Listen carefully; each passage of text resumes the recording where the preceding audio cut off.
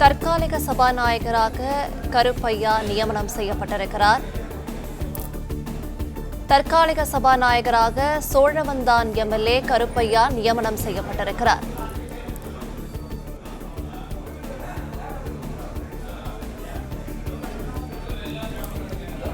தற்காலிக சபாநாயகராக சோழவந்தான் எம்எல்ஏ கருப்பையா நியமனம் செய்யப்பட்டிருக்கிறார்.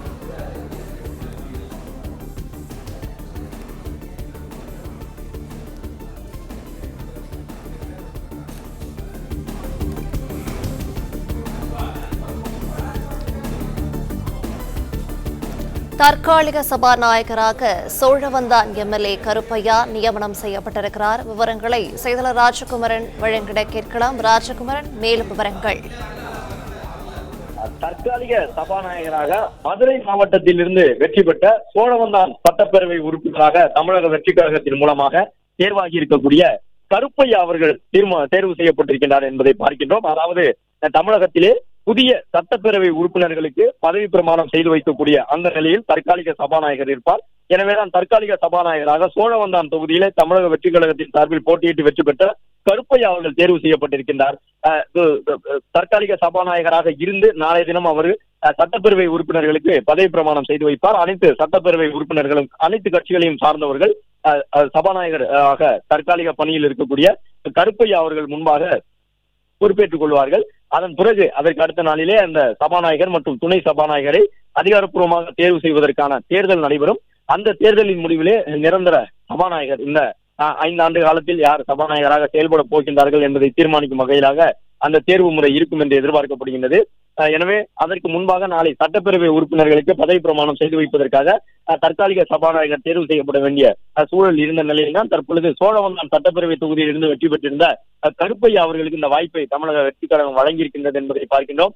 மதுரை மாவட்டத்திலே தமிழக வெற்றி கழகம் வென்ற தொகுதிகளில் ஒன்றாக சோழவந்தான் தனி தொகுதி இருக்கின்றது. அந்த தொகுதியில் இருந்து வெற்றி பெற்ற கருப்பையா அவர்களை தற்காலிக சபாநாயகராக அறிவித்திருப்பதன் மூலமாக அவர் மூலமாகத்தான் நாளை அனைத்து சட்டப்பேரவை உறுப்பினர்களும் பதவியேற்றுக் கொள்ள இருக்கின்றார்கள். அவர்கள் பதவியேற்றுக் கொண்ட பிறகு நிரந்தர சபாநாயகர் என்றால் அடுத்த 5 ஆண்டுகள் வரை செயல்படுவதற்கு வாய்ப்பு இருக்கக்கூடிய சபாநாயகர், துணை சபாநாயகர் உள்ளிட்டவர்கள் எல்லாம் தேர்வு செய்யப்பட இருக்கின்றார்கள். இதற்கிடையே தமிழக வெற்றி கழகத்தினுடைய பெரும்பான்மையை நிரூபிக்க வேண்டிய தேர்தலும் வாக்குப்பதிவும் நடைபெற இருக்கின்றது. எனவே சட்டப்பேரவையிலே தமிழகத்தின் பெரும்பான்மை ஆட்சி நடைபெறுவதை உறுதி செய்வதற்கான வாக்குப்பதிவும் அடுத்த கட்டமாக நடைபெற இருக்கின்றது. இன்னும் 3 நாட்களுக்குள் அதை நடத்தி முடிக்க வேண்டும் என்று காலக்கெடுவை தமிழகத்தினுடைய ஆளுநர் அர்லேக்கர் அவர்கள் வழங்கியிருக்கின்றார். அதையும் முதலமைச்சர் ஏற்றுக்கொண்டிருக்கின்றார். எனவே நாளை நடைபெறக்கூடிய இந்த பதவியேற்பை பொறுத்தவரை தற்காலிக சபாநாயகர் மூலமாக அனைத்து சட்டப்பேரவை உறுப்பினர்களுக்கும் பதவியேற்பு செய்து வைக்கப்பட இருக்கின்றது. தற்பொழுது தமிழகத்தினுடைய முதலமைச்சர் ஜோசப் விஜய் அவர்கள் பதவியேற்றுக் கொண்டு பச்சை மையால் கையெழுத்திட்டு தன்னுடைய பணிகளை மேற்கொண்டு வருகின்றார்.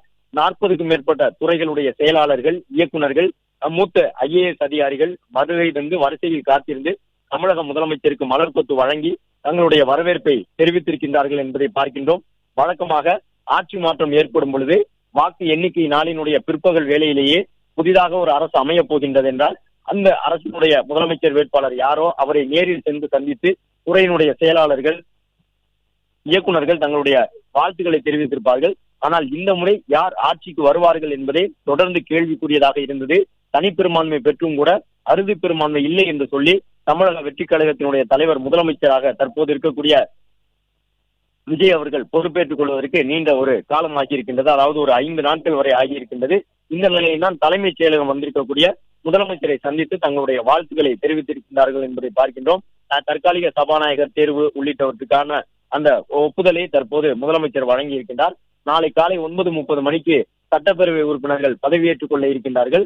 12ஆம் தேதி அன்று சபாநாயகர், துணை சபாநாயகர் உள்ளிட்டவர்கள் எல்லாம் பதவியேற்க இருக்கின்றார்கள். நாளை அந்த பதவியேற்பு நிகழ்ச்சி நடைபெறும். நாளை சட்டப்பேரவை உறுப்பினர்கள் எல்லாம் பதவியேற்றுக் கொண்ட பிறகு நாளை மறுநாள் சட்டப்பேரவையிலே சபாநாயகராகவும் துணை சபாநாயகராகவும் யாரை தேர்வு செய்வது என்பது இறுதி செய்யப்படும். பிளே ஸ்டோர் மற்றும் ஆப் ஸ்டோரில் இருந்து பாலிமர் செயலியை QR கோடு மூலம் பதிவிறக்கம் செய்யுங்கள். செய்திகளை உடனுக்குடன் பெறுங்கள்.